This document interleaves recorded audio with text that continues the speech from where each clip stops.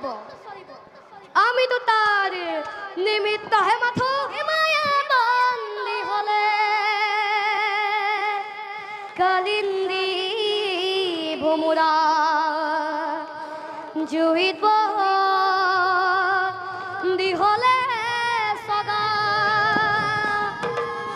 তুমি বন্দী হলে গর্ব অহংকারে ইনু বুঝি ঈশ্বর লীলা যাক তুমি অন্তৰত স্থান দিছা তেওঁক জন ইমান সহজতে পাব পাৰিবা নাৰায়ণ নাৰায়ণ কৃষ্ণ সেই দ্বাৰকাৰ কৃষ্ণ কিন্তু মহাকপটীয়া তেওঁ গকুলত দিনে নিশাই গৰুচৰাই ডাঙৰ হোৱা সেই কলীয়া কৃষ্ণই জানো তোমাৰ অন্তৰৰ কথা মনত পুজিব পাৰিব নাৰায়ণ নাৰায়ণ মিছা কথা মই হলে সমলে বিশ্বাস কৰিব পৰা নাই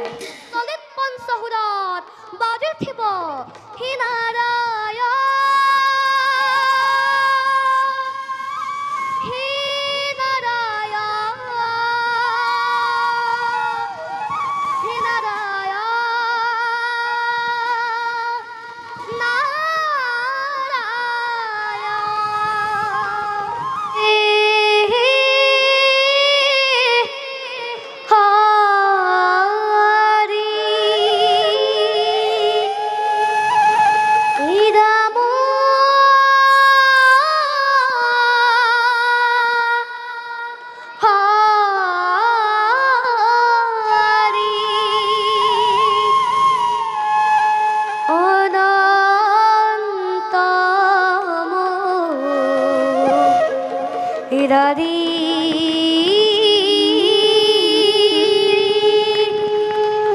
ভকত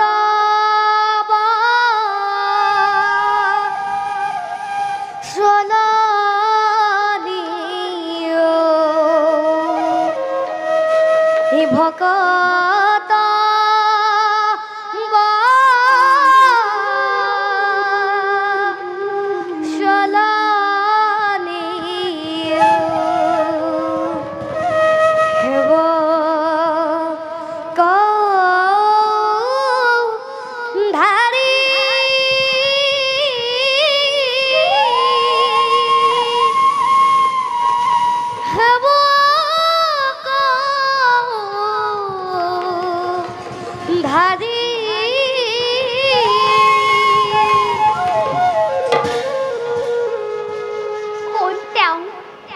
সুললিত কণ্ঠত প্ৰত্যুষতে প্ৰাণ ভৰি কৃষ্ণৰ গুণ গাই ফুৰিছে এবাৰ নেকি যাক মই হৃদয়ত স্থাপন দিছোঁ সখী সেই দেৱতাই বিৰহত জাগি উঠা এটা কাতৰ নিবেদন যেনে এই সুললিত কণ্ঠৰ লহৰে লহৰে ভাহি আহিছে সোধাচোন সখী কোন তেওঁ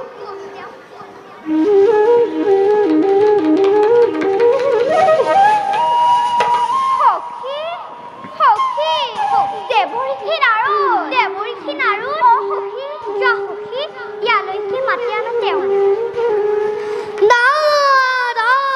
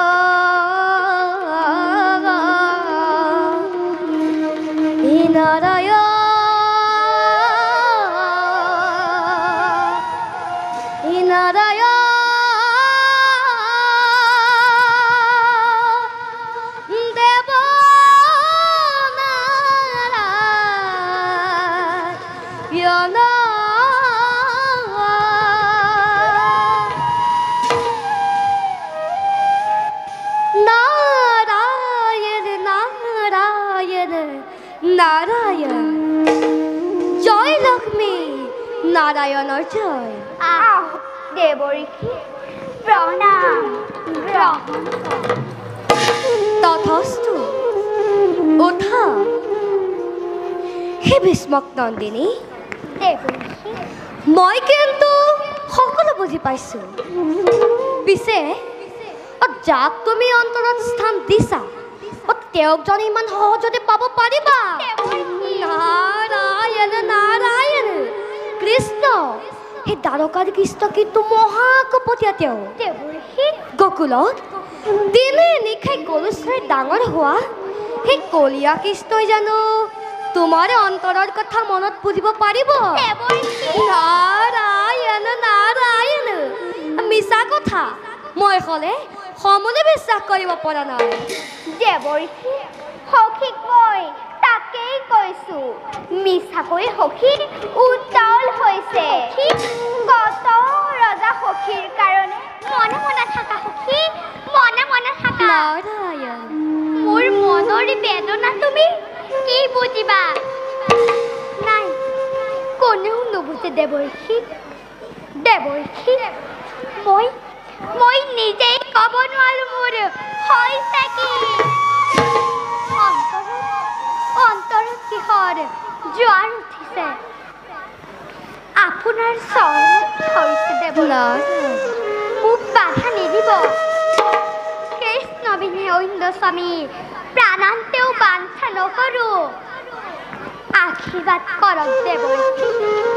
জন্মে জন্মে যেন তেওঁকে স্বামী ৰূপে পাওঁ নাৰায়ণ নাৰায়ণ হৌৱা মহাৰাজ এইফালে আহিব ধৰিছে বাৰু মই তোমাৰ মনৰ সংকল্প মহাৰাজক কওঁ কৃষ্ণৰ লগত তোমাৰ বিবাহৰ প্ৰস্তাৱো দিম যদিহে মহাৰাজ সন্মত হয় তেন্তেতো ভালৰেই কথা নাৰায়ণ নাৰায়ণ আই ৰুক্মিণী পিতা আই পিতা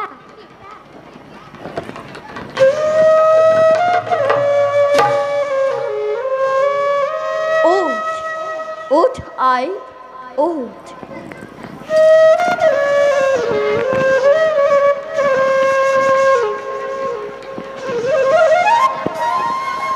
নাৰায়ণ নাৰায়ণ নাৰায়ণ ও দেৱৰীষি নাৰদ প্ৰণাম গ্ৰহণ কৰ তথাস্তু আপোনাৰ চৰণ ধুলি পাই কন্দিলৰ ৰাজকাৰেং পৰম পবিত্ৰ হ'ল পিতা পিতা যোৱা আই দেৱৰীষিৰ কাৰণে পাঠ্য ঐক্য যোগাৰ কৰিবলৈ তোমাৰ মাতৃক কোৱাগৈ ভাল পিতা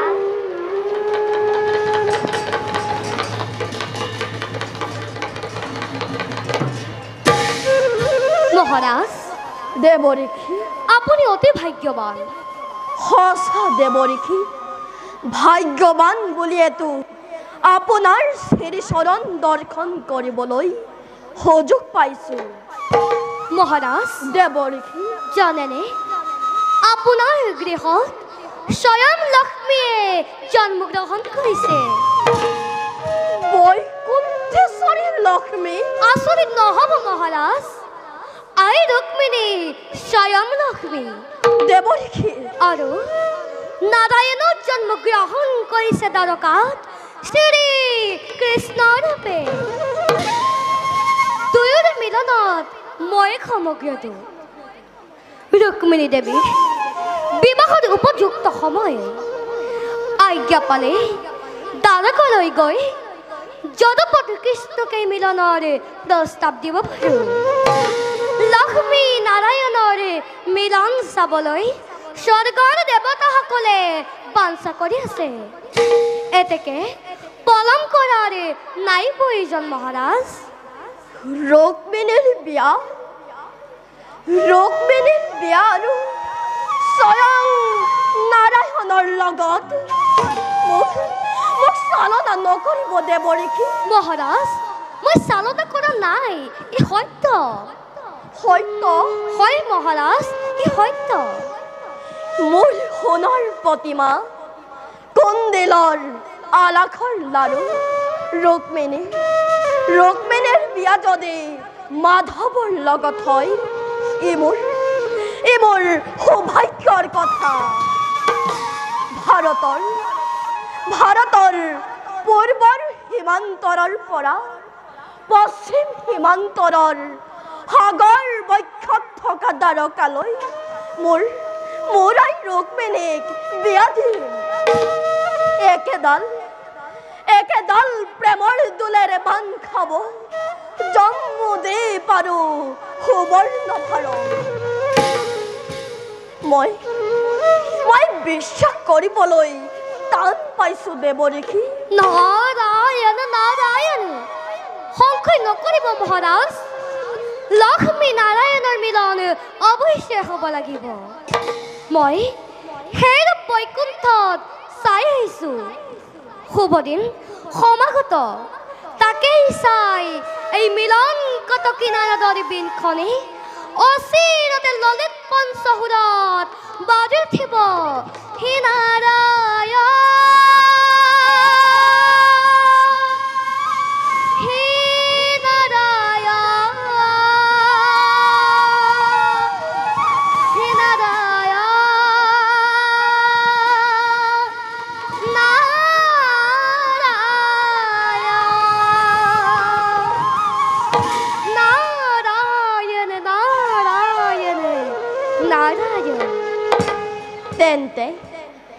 তেন্তে আহক দেৱৰীখি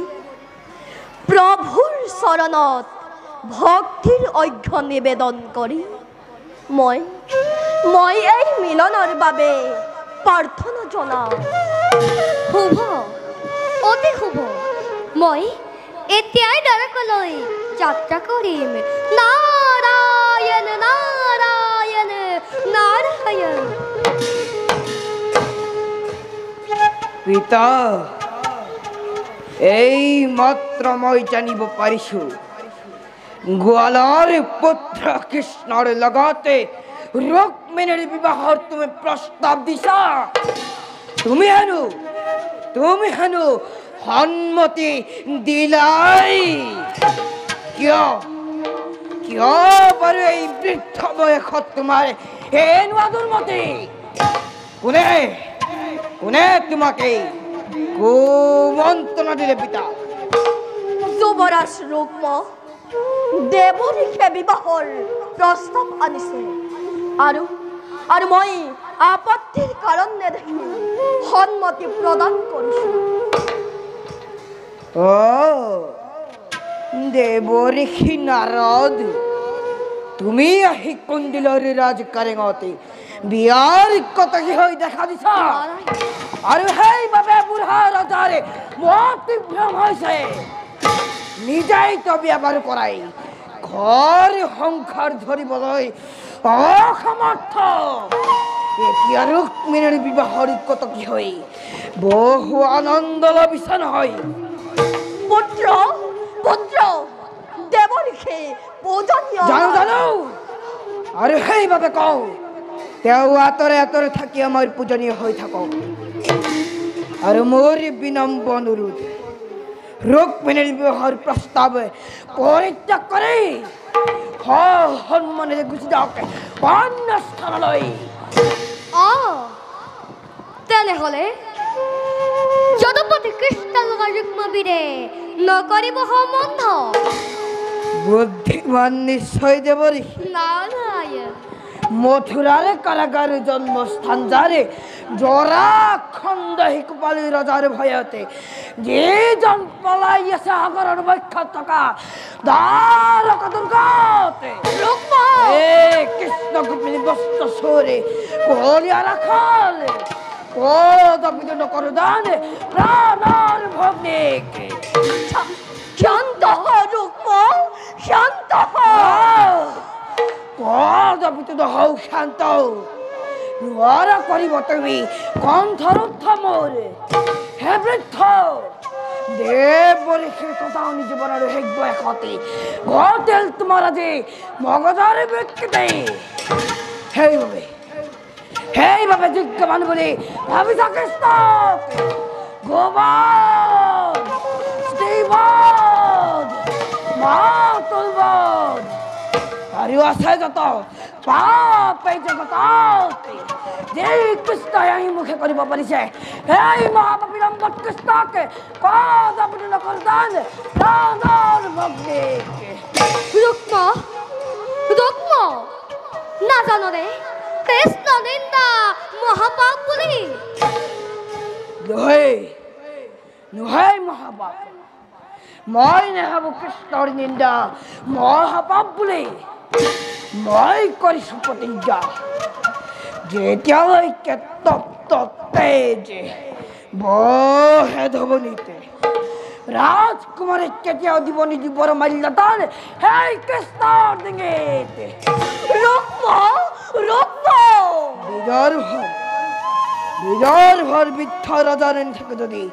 মোর বিপক্ষতে হয় যদি অন্তরায়ে সমগ্র ভারতে তথাপিও জানিব রেখে এই রূপমার প্রতিজ্ঞা অসলতল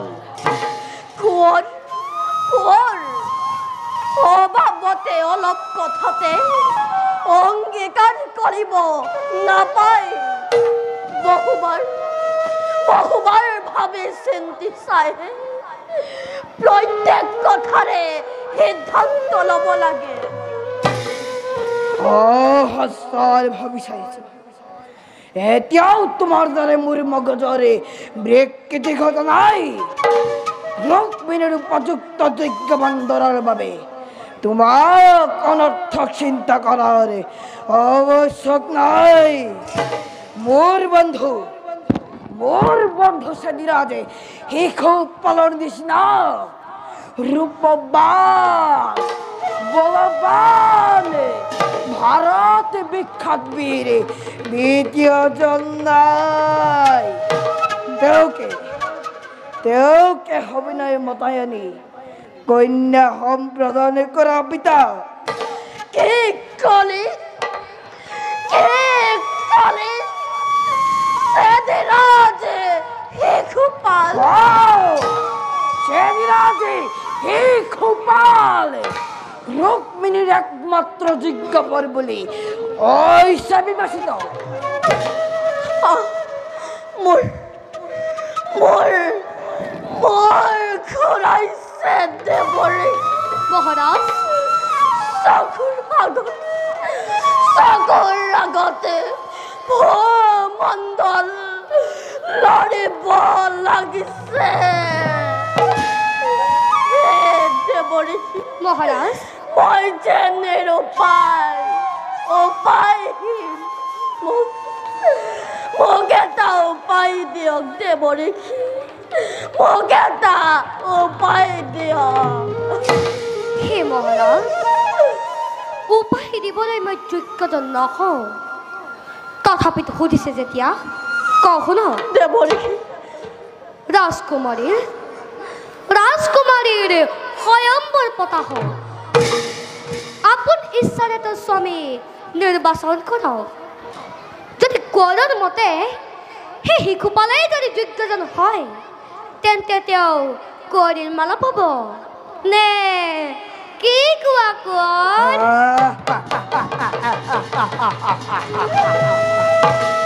এইবাৰে মুনিবৰে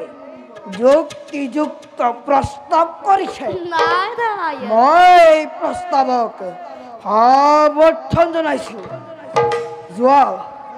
যোৱা দেৱৰী আৰু কোৱা গৈ কৃষ্ণক তোমাৰে তেওঁ আৰু ৰুক্মিণীলৈ আশা কৰি থাকিব নালাগে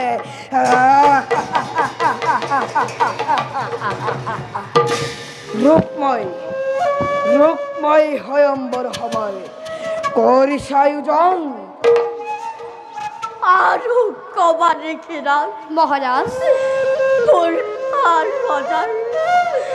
বুঢ়া ৰজাৰ মতে ভ্ৰম হৈছে মই এতিয়া ৰজা নহয় এটা কাঠৰ পুতল আছে সেইবাবে ৰূপমীৰে ৰাজকাৰ্য চলাইছে আৰু ৰূপমীৰে যথোচিত প্ৰত্যুত্তৰ দিব হে হ'ব মহাৰাজ বিদায় হে এতিয়া